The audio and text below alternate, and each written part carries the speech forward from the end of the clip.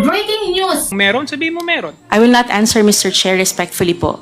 I already stated my reason for such.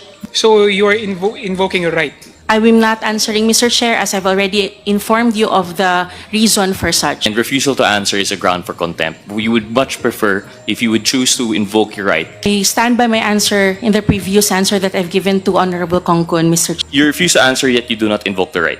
But Mr. Chair, but that does not mean that she is denying the allegation. Ang kausap ko po si Ma'am Sara and then ako po sa security officer.